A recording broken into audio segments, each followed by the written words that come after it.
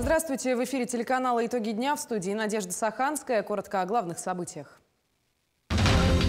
Возгорание в гаражах, банях и надворных постройках за первый месяц 2023 года в жилом фонде на территории Якутии произошло 43 пожара. Редкие специалисты России, якутяне, обучаются новой профессии. Расскажем подробнее.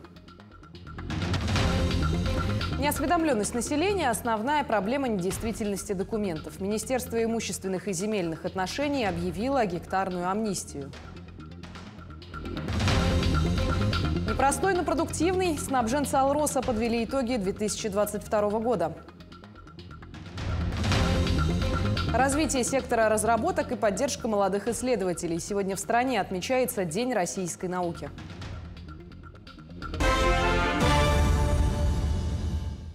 В поселке Светлый Мирнинского района продолжаются восстановительные работы после крупной коммунальной аварии. Напомним, 16 января на подающем водоводе водоочистной станции произошла авария, тем самым прекратилась подача холодной и горячей воды. В кратчайшие сроки аварийная бригада выехала на место поиска аварии, выявила причину и приступила к ее ликвидации. Причина составила в том, что промерз подающий водовод с последующим обледенением и прекращением подачи воды.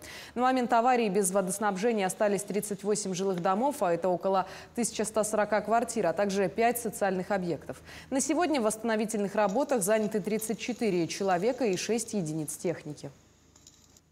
В кратчайшие сроки авария была устранена, и буквально 20 числа холодное водоснабжение уже было восстановлено и приступили к поочередной подаче ее потребителям.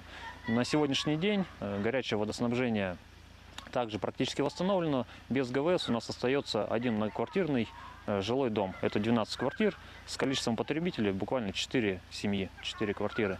В ликвидации аварии за этот период принимало участие большое количество людей. К нам помогали с города Мирный. При содействии Министерства жилищно-коммунального хозяйства к нам также были направлены силы из Сунтарского филиала ГУП ЖКХ и также силы с участка теплоэнергосервиса Усть-Мая и города Ленск.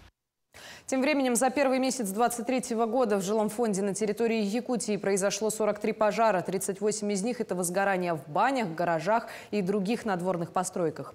Некачественное и кустарного производства обогревателей, печи без соответствующей защиты, оголенная проводка – все это становится причиной пожаров. Как противостоят пожарам огнеборцы и какую профилактику проводят, смотрите в следующем сюжете. Из-за сильных морозов, которые установились практически на всей территории республики, многие стараются обогреть свои дома, бани и гаражи. Очень часто при этом пренебрегая правилами безопасности, что нередко приводит к трагическим последствиям. Сообщения о возгораниях в частных гаражах и гаражных кооперативах приходят практически со всей республики. И в большинстве случаев причина возгорания одна – пренебрежение элементарными правилами безопасности. Чаще всего пожары возникают по причине халатного отношения к отопительным приборам, либо к самостоятельному монтажу электрических приборов, проводки и прочего. Люди зачастую оставляют топиться гараж, чтобы была достойная температура для того, чтобы машина нормально функционировала, и уходят домой. И похожая ситуация наблюдается и в других районах республики, в связи с чем пожарные проводят акцию «Безопасный гараж». В том году было очень много выездов по ней, потому что недобросовестно относились хозяева к этим к отопительному сезону, к отоплению, печкам, несвоевременно их ремонтировали, и было возгорание в прошлых годах. А в этом году у нас проходит акция. С 1 февраля мы провели 54 инструктажа по гаражам. Инструктор по профилактике Юлия Третьякова лично обходит владельцев гаражей, проверяет состояние проводки, отопительной системы, проводит беседы с гражданами, а также устанавливает автоматические пожарные извещатели. Этот гараж подходит по всем нормам пожарной безопасности. Здесь у нас установлено сейчас АДПИ, мы установили. Проводка у нас здесь соответствует всем нормам. Замечаний по данному гаражу нету. Просим всех жителей Республики Саха-Якутия соблюдать требования и правила пожарной безопасности именно в гаражах. С печным отоплением, так как у нас больше всего происходит пожаров именно с печным отоплением в гаражах, так как отопительный сезон. Ремонтировать. Акция «Безопасный гараж» продлится до завершения отопительного сезона. Но автовладельцам лучше не ждать визита пожарных, а самим заранее побеспокоиться о пожарной безопасности. Ведь предотвратить пожар легче, чем его потушить. Александр Хавренко, Владимир Павлов, Якутск. Вместе с тем, понижение температуры воздуха может негативно отразиться на многих факторах жизнеобеспечения. Низкие погодные условия могут остановить и работу пожарных служб. В лаборатории технологий полимерных нанокомпозитов Северо-Восточного федерального университета разработали новый состав для уплотнителей пожарных рукавов для тушения возгораний при температуре ниже 40 градусов по Цельсию. О преимуществах разработки расскажет Валерия Наумова. Штатные уплотнители, которые используются в данное время в тушении пожаров при достижении температур ниже минус 30-40 градусов по Цельсию, замерзают и становятся твердыми, хотя должны быть эластичными. Из-за этого у пожарных возникают проблемы при сборке и разборке пожарных рукавов. Вследствие негерметичности соединения может произойти обледенение пожарного, а также лишние расходы воды. К нам обратились с МЧС Республики Саха-Якутия с проблемой о морозостойких эластомерных материалов. В технике, оказывается, очень много возникает различных проблем, но так как они немножко сомневались в нашей профпригодности, они попросили ее подтвердить. И для этого дали нам заказ по изготовлению уплотнительных колец для пожарных рукавов. В прошлом году были переданы образцы для испытания. Это в МЧС и в АО «Водоканал». И везде они успешно все прошли. И в этом проекте активно принимает участие мой студент Макаров Игорь. Игорь Макаров вместе со своим научным руководителем работает над изделием более 1,5 лет. И, как признается сам студент, проект еще не завершен. Продолжается работа над улучшением эксплуатационных свойств уплотнителей. Стоит отметить, что данная разработка может пригодиться не только в работе МЧС и пожарных. В принципе, можно использовать дома, да, люди, которые живут на дачах, условно. Наш уплотнитель, он не замерзает при низких температурах, он не теряет свои свойства, в отличие от штатных уплотнителей, которые используются в данное время. Сегодня молодой ученый – это человек целеустремленный, энергичный, одержимый новыми идеями и находящийся в постоянном поиске. Лаборатория технологий полимерных нанокомпозитов СВФУ основную ставку делает на развитие, привлекая для этого студентов. Со студенчества активно пытаемся привлекать их к работе в научно-исследовательских, участии в конференциях, написании статьях, различных командировках, в реальных проектах, которые применяются на практике. Лаборатория осуществляет свою основную миссию – это разработка морозостойких материалов, адаптированных именно к нашим суровым условиям. И это, как считают научные сотрудники, является уникальными условиями для разработки новых материалов, которые впоследствии помогут избежать ситуации, где техника может подвести именно из-за низких температур. Валерия Наумова, Артем Алексеев, Якутск. Ну а система тушения лесных пожаров в Якутии продолжает совершенствоваться. Еще одним шагом к успешной борьбе со стихией стало обучение десантников пожарных наших земляков новой профессии. Через несколько месяцев они получат дипломы летчиков-наблюдателей. Это крайне редкие специалисты по всей стране, их всего лишь около 350. И при тушении лесов они просто необходимы. Занятия проходят в подмосковном учебном центре авиалесоохраны России. В тонкости профессии вникал Максим Кардозу. Я наблюдаю, я вижу пожар, его действия. Отход магнитный курс 109, высота 300, скорость 200. Доклад диспетчера. Это практическое занятие по навигации при работе по обнаружению лесного пожара. Кабина вертолета Ми-8. Симулятор воссоздает полет. Курсант должен определить место пожара, передать точные координаты диспетчеру, подобрать подходящую площадку для парашютистов лесного спецназа. Помимо этого, они еще и отрабатывают варианты слива воды на кромку лесного пожара. Здесь обязательно должен летчик-наблюдатель рассчитать кинетическую энергию выливаемой, сливаемой воды, которая, как вы представляете, примерно вертолет летит на скорости 120-150 км в час. То есть ты должен рассчитать точное попадание воды до кромки пожара.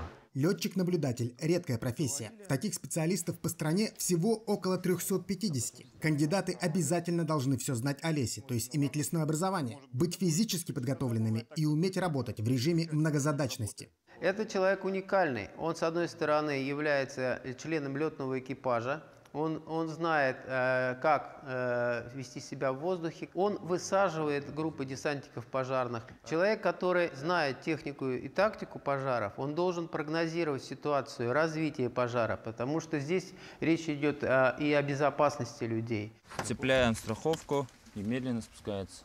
Так, наблюдаем, контролируем спуск. Еще в прошлом сентябре 9 якутян из разных районов республики приехали в подмосковный Пушкино. Здесь и находится единственный в стране авиационный учебный центр авиалесоохраны. После 8 месяцев занятий и тренировок они получат заветную квалификацию летчика-наблюдателя. Сложнее всего далась мне навигация, так как с геометрией у меня было вообще не очень в школе. Научили всему. Воздушная навигация – это, получается, самолетовождение. Определение ветра в полете, скорости ветра, в общем, следовать по маршруту. Позади теория, впереди несколько месяцев практических занятий на аэродроме, также и прыжки с парашютом. А затем новые специалисты вернутся в Якутию и разъедутся по разным районам республики, чтобы тушить пожары. Максим Кардузов, Виктор Ольсов, Московская область. Министерством образования и науки республики продолжается проведение работ по оказанию мер поддержки семьям военнослужащих. Более 1000 детей освобождены от родительской оплаты в дошкольных образовательных организациях. 1170 детей обеспечены бесплатным питанием. Это учащиеся с 5 по 11 классы. Принято свыше 1250 решений о предоставлении бесплатных путевок детям в возрасте от 6 до 18 лет в детские оздоровительные лагеря. Так, дети из Вилюйской группы районов могут отдохнуть и оздоровиться в круглогодичном оздоровительном образовательном центре села Кемпиндяй Сунтарского района. По системе профессионального образования у нас тоже есть 2 меры поддержки, которые мы оказываем. Значит, по ним тоже у нас принято положительных решений 122 по заключению договоров о целевом обучении студентов и 311 положительных решений по выплате повышенных стипендий студентам средних профессиональных образовательных организаций и высших образовательных организаций. Гектарная амнистия была объявлена 1 января. Крайним сроком приема заявок и документов на переоформление участков с истекшими сроками объявлено 1 марта. Однако на сегодняшний день поступает мало заявлений. Об этом сообщили в Министерстве имущественных и земельных отношений. Причиной сотрудники считают недостаточную осведомленность населения о действующей программе. В теме разбирались наши корреспонденты. Жительница Якутска Марина Оконешникова всегда мечтала о собственном доме в родном Чурапчинском Улусе. В 2016 году она получила участок по программе «Дальневосточный гектар». По объективным причинам женщина не успела построить дом и пропустила сроки переоформления. Поэтому для нее стала хорошей новостью называемая в народе гектарная амнистия. Такая удача, подумала, и на следующий день вот этот звонок, что я даже обрадовалась, то, что вот могут так помочь. С Министерства имущества и земельных отношений благодарна то, что вот они могут помочь к оформлению этого участка. Суть гектарной амнистии в том, что для тех, кто пропустил сроки переоформления участков в собственность либо аренду, предоставили дополнительный срок до 1 марта.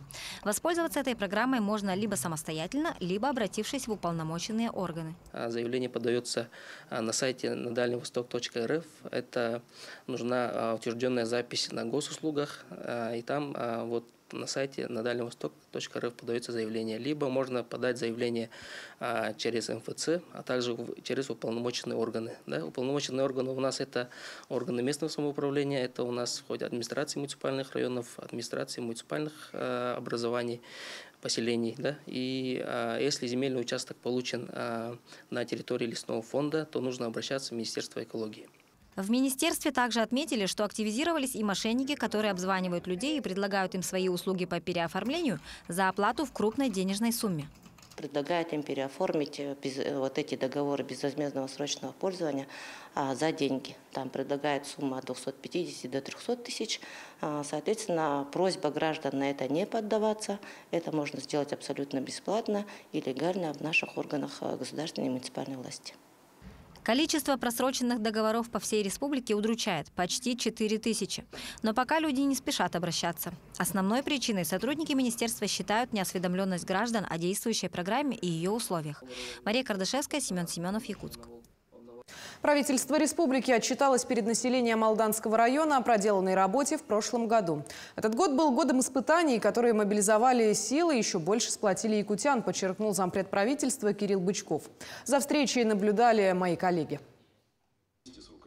Республика стала одним из лидеров среди российских регионов по росту промышленного производства в прошлом году. 110% к 2021 году отметил зампред правительства Кирилл Бычков, отчитываясь перед алданским населением и активом района. В 2022 году введено 584 тысячи квадратных метров жилья, что тоже превышает плановые показатели. На Дальнем Востоке Якутия занимает второе место по вводу жилья после Приморского края. Золотодобывающими предприятиями в прошлом году добыто 46 тонн золота, треть которого добывают алданские предприятия «Полюс Алдан» и «Селигдар». Все социальные обязательства и гарантии перед населением выполнены и даже увеличены по ряду позиций, несмотря на жесточайшие санкции, участие в СВО и мобилизацию сил и средств. Проблемные вопросы, конечно, они были всегда, в любое время, и мы прекрасно знаем, что, наверное, это все-таки здравоохранение, которое сегодня находится не на самом высоком уровне, хотя делается очень много на самом деле. Если кто погружен в эту тему, и причем эта тема очень открытая, на сегодня и указ, вернее, распоряжение о столетии Алдана, и указ о социально-экономическом развитии Алданского района до 30-го года, они находятся в свободном доступе, можно посмотреть.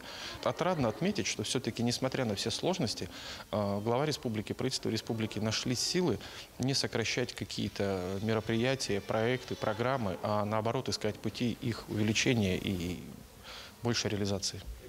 Для населения всегда важно, что изменится на территориях местного проживания. С этого года начинается комплексное развитие Алданского района. Особое внимание созданию Алданского промышленного кластера, который позволит создать не только новые производства и рабочие места, но и повысить уровень жизни населения.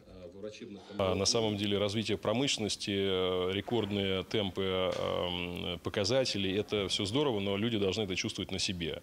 И как раз в указе главы по поводу Алданского района вот этот баланс соблюден, чтобы промышленное производство, рекордные вот эти вот достижения промышленные, они сразу отражались на качестве жизни и трудящихся, и вообще в целом жителей района. Вот я считаю, что это основной акцент, который удалось в этом указе отразить.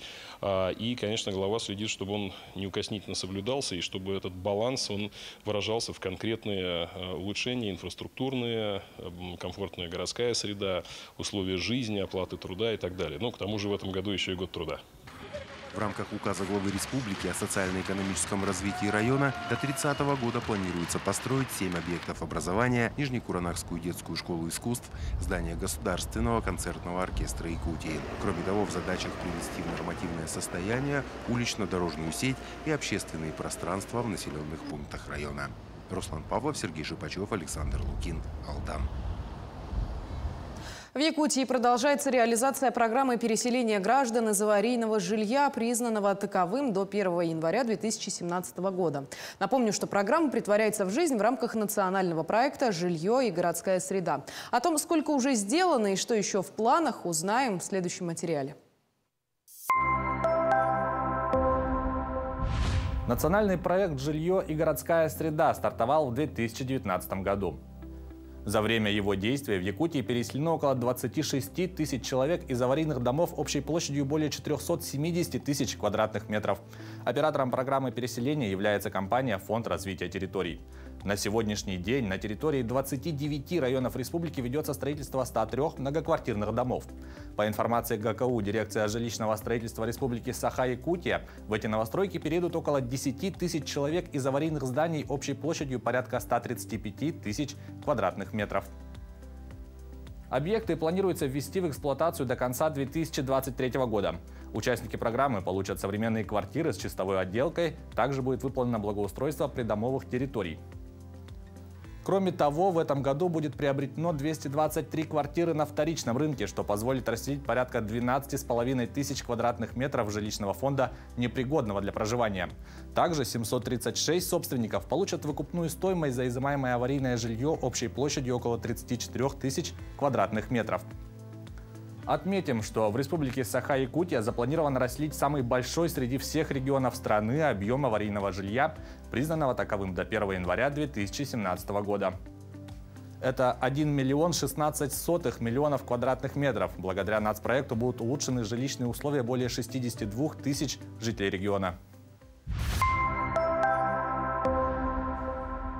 Между тем, детские площадки в Удачном признаны небезопасными. К такому выводу пришла прокуратура города. Сотрудники проверили игровые и спортивные площадки и заметили, что территория некоторых не оборудована ударопоглощающим покрытием. При падении ребенок может получить травмы. Отсутствуют и обязательные информационные таблички с указанием правил посещения и возрастных требований, номеров телефонов служб спасения и скорой помощи. Опасными для детей оказались площадки возле 12 многоквартирных домов. Суд обязал городскую администрацию нарушения устранить. 2022 год был непростым для снабженцев «Алроса», но сотрудники управления материально-технического снабжения смогли перевыполнить план по поставке грузов по всем направлениям. Что удалось сделать и какие планы у снабженцев на 2023 год, узнавала Иванна Филиппова. В 2022 году Управление материально-технического снабжения «Алроса» доставило 489 тысяч тонн грузов по всем направлениям. Это на 116 тысяч тонн больше, чем в 2021 году. Итоги работы УМТС обсудили на стратегической сессии. По словам руководства предприятия, прошлый год был непростым для служб снабжения «Алроса». Из-за ограничений поменяли поставщиков, изменили логистику, отрабатывали новые маршруты поставки. Работу настроили, даже перевыполнили планы. Все задачи и планы по доставке были выполнены. Это позволило обеспечить производство всем необходимым, чтобы выполнить полностью производственную программу 2022 года. Это хорошее достижение всех работников службы снабжения, в частности, Управления материально-технического снабжения. Весь год в УМТС меняли подход к организации уличного хранения материалов и запчастей. Образцово-показательная площадка с адресным хранением заработала на технической базе Накынского отделения в Мирном. В скором времени такие площадки появятся во всех отделениях УМТС. В конце декабря в алмазной столице запустили в работу новый распределительный центр. Внедрили стеллажную систему адресного хранения. Набрали штат кладовщиков и грузчиков, закупили складскую технику, электроштабелеры, гидравлические тележки, паллетоупаковщик. Все это приведет к увеличению производительности и повысит качество сервисных услуг. В этом году мы будем расширять складские площади в Ленске, будем проводить изменения подходов к складированию во всех отделениях. Это увеличение доли стеллажного хранения, монтаж стеллажей, обеспечение сотрудников необходимыми инструментами и оборудованием для работы. Как и в предыдущие годы, в УМТС приоритетом остается охрана труда и промышленная безопасность. Иванна Филиппова, Кирилл Шолохов, медиакомпания «Алмазный край». И в завершение выпуска. В целях материальной поддержки ученых, внесших значимый вклад в развитие фундаментальных прикладных исследований, дано поручение правительству республики принять решение об увеличении академических окладов действительных членов Академии наук республики до 80 тысяч рублей. Об этом объявил глава региона Айсен Николаев на торжественном вечере, посвященному Дню науки. Также в рамках государственной программы научно-технологического развития республики на 2020-2024 годы были учреждены гранты главы Якутии по приоритетным направлениям на поддержку молодых ученых. Задачи огромные. Это научно-образовательный центр. Север у нас мирового уровня стоит. Это 5 регионов объединились в единое целое на научной основе, на основе знаний, на основе технологий. Мы должны дать развитие производству, бизнесу, развитию индустриального партнера. И наука, образование здесь должны все. Это инициатива нашей главы республики Айсена Сергеевича Николаева. Она была поддержана, и мы выиграли конкурс НОТС по всей России. Их 15. К этому часу это все новости. Наши корреспонденты продолжают следить за развитием событий. До встречи в эфире.